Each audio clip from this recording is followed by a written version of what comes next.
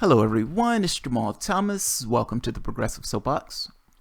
So Bernie Sanders has come out with a warning. I would like to say a stern warning, but I can't really say a stern warning. It's just a warning to the Democratic Party, telling the DCCC to leave his proteges alone. Leave my proteges alone.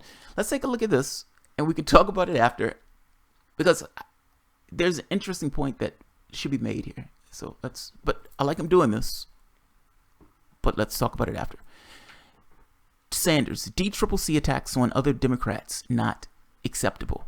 To be fair, it's not really other Democrats as an absolute. It's more so just lefties. It's just lefties. Bernie Sanders said on Wednesday that the Democratic Congressional Campaign Committee's attacks on progressive House candidate in Texas were appalling and unacceptable.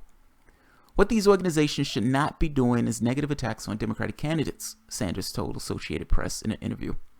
That just continues the process of the debasing American democratic system in the country and is why so many people are disgusted with politics.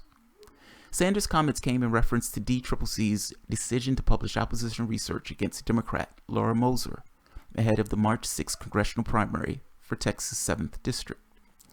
Now, thing is, it wasn't just Moser. And this is kind of my issue here. And this is... Look, the reason I make this argument, standing in solidarity of no, it's not arbitrary. This is politics.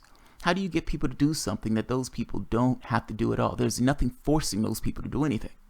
Meaning, how do you compel them to take a vote or to take a position when they're incentivized not to take that position based on their own funders, donors, or other political pressures? Fact is, saying that something is unacceptable, saying something is appalling, if there is no consequence associated with you saying it's acceptable or appalling, by definition, makes it acceptable. You've accepted it. I understand you telling them to back off. But if they don't, what? If they don't, what? What are you going to do? The reason why I'm asking this, they cheated you outright. Overtly cheated you outright. The majority of the country believes this. The majority of the country could see it with their own eyes. They cheated you outright. In addition to cheating you outright, they put a knife in Keith Ellison in order to accede Perez to that position, monkeying with the rules itself in order to get him in this kind of secret vote that wasn't necessarily supposed to be a secret vote, if I'm remembering this correctly. But they did monkey with the rules in order to make that work. Ellis in California. Rendon, shenanigans in the California race. Not to mention in Canova versus Deborah Wasserman-Schultz, she outright cheated Canova. They outright cheated. They outright rigged that process. So I understand Moser was pretty egregious. I mean, granted, they put opposition research against somebody who was in their own party. They're trying to essentially damage somebody who was in their own party. I guess what I'm getting here is a little bit more fundamental. How do you ensure that they don't attack your own people? And calling it appalling and calling it unacceptable, what are you going to do to get across that that is unacceptable? When up to this point, nothing has taken place to get across that it's unacceptable. I mean, that's all I'm asking. If you're, at the end of the day, for all the protestations, for all the bitching and the moaning, and by the way, this is not just for Sanders. This is for us. This is for everybody. For all our protestations, for all our moaning, for all our bitching, for all our complaining about the political apparatus, and the people who are going into those offices and spots. If at the end of it all, despite all the complaining and moaning, you still turn around and support one of these parties. You support somebody who you know is not looking out for your interests, but you do so because you're terrified of the guy across the aisle. Then by definition, it is acceptable. That's all I'm saying. If you have no out, if you have nowhere else to go, if this is the logic that you're working under, then yeah, it is going to be acceptable. They are going to continue to attack you. They are going to continue to attack your lefties. And when you run again in 2020, if you run again in 2020, they're going to call you a Russian plant. They're going to say you were working for Vladimir Putin. They're going to say you hurt Hillary Clinton and made her lose that election. She didn't lose because of herself. She lost because of you and Putin. They're going to call you everything but a child of God. The question, Sanders, are you going to continue to support the party if they continue to behave in the way that they've behaved? And up to this point, it seems like that support is blanket. Meaning, yes, they can attack your supporters because they know that at the end of the day, you're still going to back them up in this process. Whether it's because you're terrified of Trump, whether it's because you think he's a bigger threat, whatever the reason, you're in the same quagmire that labor unions, that blacks, that lefties have been in for this last 20, 30 years. Terrified of the other guy, so you're supporting this other monster. You can't say it's unacceptable if you're willing to accept it. That's my point. That's my only point.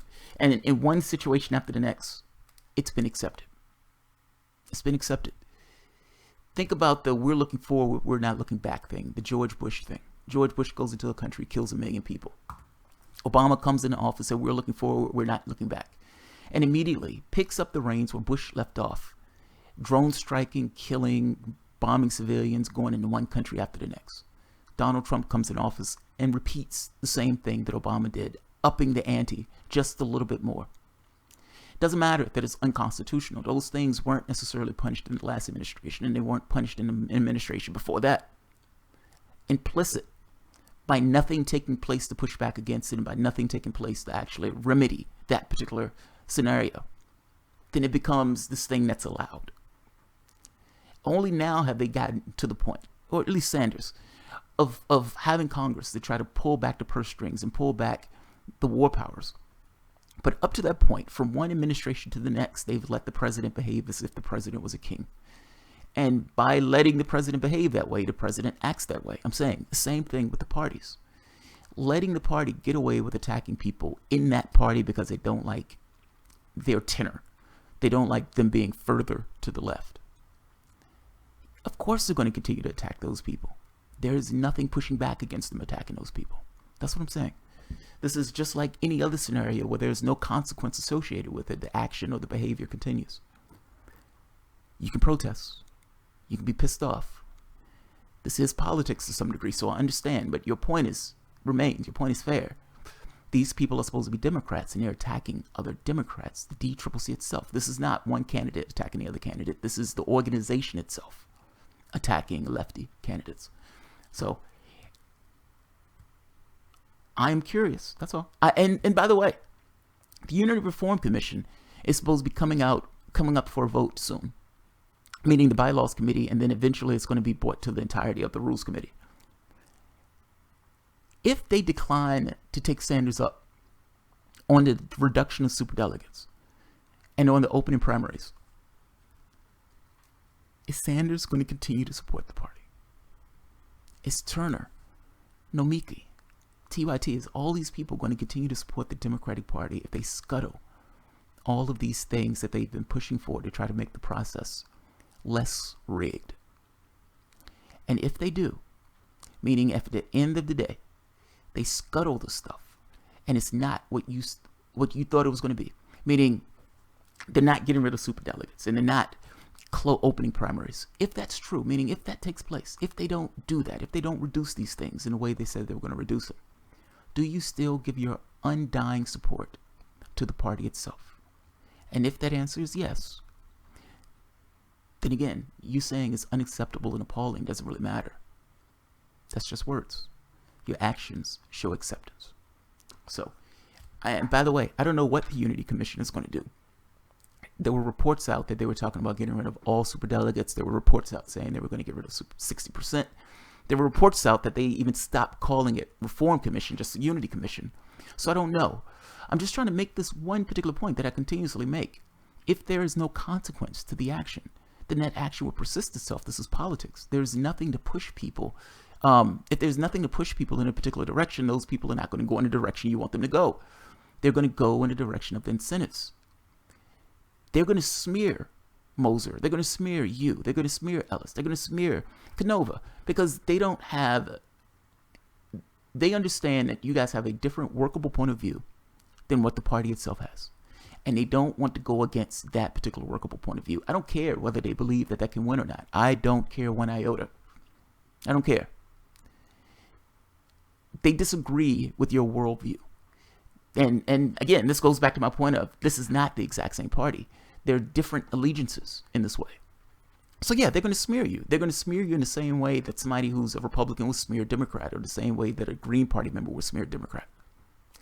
They're different parties. So I'm not necessarily shocked by this. My point is just a little bit more subtle. Yes, they're smearing these people. Yes, they're undermining them. Yes, they cheated you. Yes, they're going to cheat you again, potentially. Or at the very least, they're definitely going to smear you when you run again. If you give your undying support without conditions, what is the incentive for them to behave any differently? So I'll leave it at that. This one wasn't going to be long. It was just kind of a Bernie Sanders is poking his head up saying this is unacceptable. But it's like, okay, it's unacceptable to what end? It's unacceptable to what end? What are you going to do to make it clear that it's not acceptable? And if you're not going to do anything to make it clear that it's not acceptable, then by definition, it is acceptable. So I'll leave it at that. All right, guys, if you enjoy the content, feel free to share, like, subscribe, and of course, you can always support the Patreon. Thanks, everyone.